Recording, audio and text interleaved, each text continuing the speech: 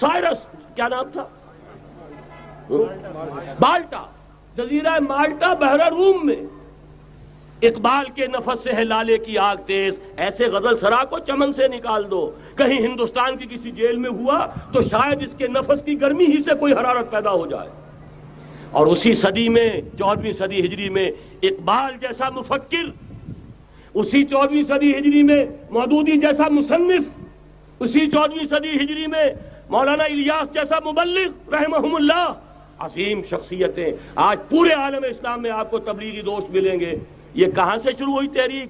دہلی کی ایک چھوٹی سی مسجد سے.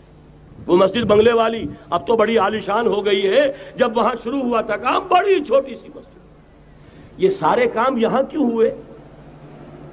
پورا عالم اسلام آزاد ہوا، کہیں نعرہ اسلام کا نہیں لگا، کہیں عرب قومیت پر، کہیں کسی اور عصبیت پر تحریکیں چلی ہیں. صرف تحریک پاکستان تھی کہ پاکستان کا مطلب کیا؟ لا الہ الا اللہ. کوئی سبب ہے کہ یہاں قرارداد مقاصد پاس ہوئی، حاکمیت اللہ کی ہے، کہ اکبر نام لیتا ہے خدا کا اس زمانے میں. یہ سارا ماضی سامنے رکھیے اور حضور کی دی ہوئی پیشن گوئیوں کا مستقبل سامنے رکھیے. ان دونوں سے ثابت ہوتا ہے اس خطہ ارضی سے کچھ ہونا ہے. اگرچہ بھٹکے ہوئے ہیں لیکن کبھی بھولی ہوئی منزل بھی یاد آتی ہے راہی کو، اور بھٹکے ہوئے آہو کو پھر سوئے حرم لے چل. اس کی ضرورت ہے مسلمان کو پھر اس کا مقصد یاد دلایا جائے. پاکستان اس لیے نہیں بنایا گیا تھا کہ ہمارے ہاں ٹاٹے اور برلے نہیں تھے تو ہمارے پاس اس کے بھی باپ وجود میں آ جائیں، اس لیے تو نہیں بنایا گیا تھا. پاکستان اس لیے نہیں بنایا گیا تھا کہ جاگیرداروں کی جاگیرداریاں محفوظ ہو جائیں. پاکستان اس لیے تو نہیں بنایا گیا تھا. اور یہ کہ نمازیں اور مسجدیں تعمیر ہو جائیں، مسجدیں تو امریکہ میں تعمیر ہو رہی ہیں عالی شان سے عالی شان، اس لیے پاکستان نہیں بنا تھا. آج بھی مسلمان، میں معذرت سے عرض کر رہا ہوں مولانا سے، آج بھی بھارتی مسلمان کی ایوریج نمازی ہونے کے اعتبار سے پاکستانی مسلمان سے کہیں بہتر ہے. آج بھی برقع نظر آ جائے گا تو ہندوستان میں نظر آ جائے گا. میں نے اپنی آنکھوں سے دیکھا چند سال پہلے جب مکہ مسجد حیدرآباد دکن میں 3 دن مسلسل میری تقریریں ہوئی ہیں، 10,000 مرد اور 5,000 خواتین، اور ان میں سے کوئی بغیر برقعے کے نہیں تھی. ایک سیلاب نظر آ رہا تھا برقعوں کا کہ جب جلسہ ختم ہوا ہے رات کے 12 بجے 3 دن تک متواتر. یہاں کہاں نظر آئے گا برقع آپ کو؟ یہاں تو جس کے بعد 2 پیسے ہو گئے اس نے سب سے پہلے برقع اتار کے پھینک دیا. معلوم اچھی طرح سمجھ لیجئے یہ چیزیں تو وہاں زیادہ ہیں یہاں کی نسبت. اصل ضرورت تھی کہ یہاں اس نظام کو قائم کیا جائے، وہ نظام عدل اجتماعی، وہ جس میں حریت ہو، جس میں عام آدمی بھی خلیفہ وقت کو ٹوک سکے. یہ کرتا کیسے بن گیا؟ ایک خاتون بھی کھڑی ہو کر دامن پکڑ لے، عمر تمہیں کیا حق ہے کہ ہمارے مہر کے اوپر پابندی لگا رہے ہو، جبکہ اللہ نے نہیں لگائی. اللہ قرآن میں قنطارہ کا لفظ استعمال کر رہا ہے. ڈھیروں سونا دے دے کوئی شخص اپنی بیوی کو مہر کے اندر، طلاق دیتے وقت اس میں سے کچھ نہیں لے سکتا. آپ کون ہوتے ہیں ہمارے حق کے اوپر پابندی لگانے والے؟ اور عمر نے کہا آج ایک بڑھیا نے وہ اب عمر کو دین سکھایا، آرڈیننس واپس. حضرت سعد ابن ابی وقاص رضی اللہ تعالی عنہ جو فاتح ایران تھے، وہ گورنر ایسے ہی نہیں بن گئے تھے ریوڑیاں بٹی ہو اور گورنر ہی مل گئی ہو. وہ تو خود فاتح تھے ایران کے، اس لیے گورنر تھے. صرف ایک پرچہ پہنچا ہے بارگاہ خلافت میں، حضرت عمر فاروق کے پاس انفارمیشن آئی سعد نے اپنے گھر کے باہر ڈیوڑی بنا لی ہے اور ایک دربان کھڑا کر دیا ہے.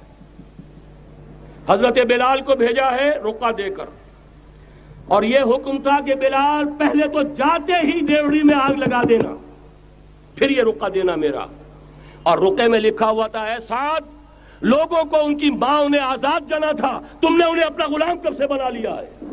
یہ دربان کھڑے کر دیا اپنے آگے. وہ حریت، وہ مساوات کہ جا رہا ہو خلیفہ وقت اور چارج لینے جا رہا ہے بیت المقدس کا، کوئی ذاتی علاج کے لیے نہیں جا رہا، سیر و سیاحت کے لیے نہیں جا رہا، چارج لینے کے لیے بالکل سرکاری وزٹ ہے، آفیشل وزٹ ہے، اسٹیٹ وزٹ ہے. اور حال کیا ہے؟ 700 میل کا فاصلہ طے کرنا اور ایک اونٹنی، کوئی انٹوریج نہیں، کوئی قدم و حشم نہیں، کوئی جمبو جٹ بھرے ہوئے نہیں، کچھ نہیں. ایک اونٹنی، ایک خادم. اس ایک اونٹنی پر چونکہ راستے کا راشن بھی ہے لہذا 2 آدمی نہیں بیٹھ سکتے، ایک بیٹھ سکتا ہے. ایک منزل، خلیفہ وقت بیٹھا ہوا ہے اوپر، اور خادم نکیل پکڑ کر چل رہا ہے.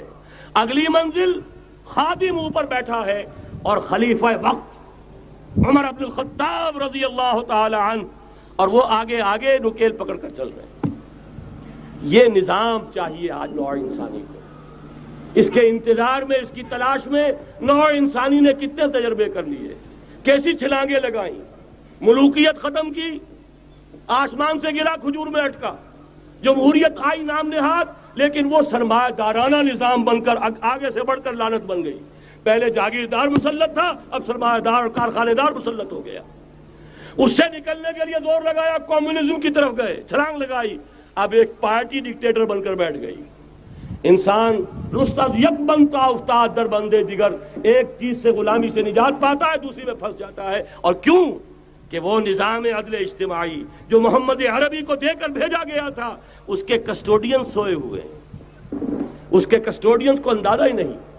یہ نسخہ تو ہمارے پاس تھا، ہمیں عمل کرنا تھا اور دنیا کے سامنے پیش کرنا تھا. پاکستان بنایا اس لیے گیا تھا کہ ہم اس کا ایک نمونہ دنیا کے سامنے پیش کریں گے. قائد اعظم نے فرمایا تھا کہ ہم یہ چاہتے ہیں کہ پاکستان کی صورت میں عہد حاضر میں اسلام کے اصول حریت و اخوت و مساوات کا ایک نمونہ قائم کر کے دکھائیں.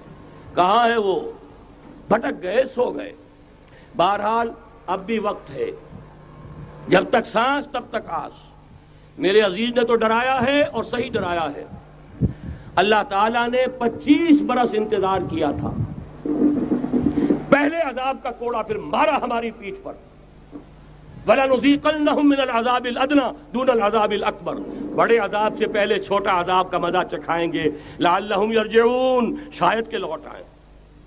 وہ ہم سے 1000 میل کے فاصلے پر ہوا تھا، اگرچہ 93,000 ہمارا قریل جوان، جن میں غالباً 43,000 فوجی، اور یہ کہ تقریباً اتنی تعداد میں جو غیر فوجی تھے، وہ اس ہندو کے غلام بنے، قیدی بنے، جن پر 800 برس تک، کہیں 600 برس تک، کہیں 1000 برس تک حکومت کی تھی. اتنی بڑی شکست کا کلنک کا ٹیکا ہماری پیٹھ پر پڑا. پہلے عذاب کا کوڑا آ گیا تھا. 25 برس ہو گئے تھے قمری حساب سے، نوٹ کر لیجئے. یہ نہ سمجھیے 24.25 برس ہوئے تھے، 24.25 برس قمری حساب سے 25 برس تھے. اور اب نوٹ کر لیجئے اگلے 25 برس کے پورے ہونے میں اگلے رمضان کی 27 تاریخ تک صرف مہلت ہے. نصف صدی پوری ہوا چاہتی ہے. کوئی عجب نہیں اس عذاب الادنیٰ کے بعد ہم جاگے نہیں، ہوش میں نہیں آئے. کوئی عجب نہیں کہ بڑے عذاب کا کوڑا ہماری پیٹھوں پر برس جائے. لیکن مجھے یہ یقین ہے، نوٹ کر لیجئے، اگر یہ دوسرا امکان ہو گیا، خدا نہ خواستہ اللہ کے عذاب کا کوڑا ہماری پیٹھ پر برسا، مجھے یقین ہے اللہ ہندوؤں کو مسلمان بننے کی توفیق دے گا. لیکن اسلام کا بول بالا اسی خطے سے ہوگا. تاریخ میں یہ ہو چکا ہے آیا فتنہ تاتار کے افسانے سے، پاسباں مل گئے کعبے کو صنم خانے سے. تاتاریوں کے ہاتھوں کروڑوں مسلمان قتل ہوئے، لیکن اسلام نے تاتاریوں کو فتح کر لیا. اور پھر اسلام کا مسلمانوں کا دوسرا دور عروج انہی تاتاریوں کی مختلف شاخوں کے تحت ہوا. وہ تاتاری ہی تو تھے، وہ سارے ہورس، ٹرکش ہورس، ترکان تیموری، ترکان صفوی، ترکان سلجوقی، ترکان عثمانی، وہی تو سٹاک تو وہی ہے آیا فتنہ تاتار کے افسانے سے، پاسباں مل گئے کعبے کو صنم خانے سے. اس لیے کہ حضور نے فرمایا مشرق سے ہوگا، یہاں سے فوجیں چلیں گی، تو کوئی عجب نہیں. بہرحال یہ 2 امکانات ہیں، لیکن اس کا فیصلہ تیرے ہاتھوں میں ہے، دل یا بدن. سیدھی بات. اگر تو اب بھی ہم ٹھیک ہو جائیں، جاگ جائیں، ہوش میں آ جائیں، قوم یونس کی طرح توبہ کر لیں، تو بغیر عذاب کے کوڑے کے رحمت خداوندی ہم پر سایہ کرے گی. اگر ہم نہ جاگے تو وہ عذاب کا کوڑا آئے گا. یہ نہیں میں کہہ سکتا ان ادری قریب بعید ما توعدون، یہ میں نہیں کہہ سکتا، یقین کے ساتھ جانتا ہوں کہ آئے گا. لیکن یہ کہ اس کے بعد بھی یہیں سے بول بالا ہوگا. اگر ہمارے ذریعے نہیں تو ان کے ذریعے سے جو ہمیں شکست دے کر پھر اسلام قبول کر لیں گے.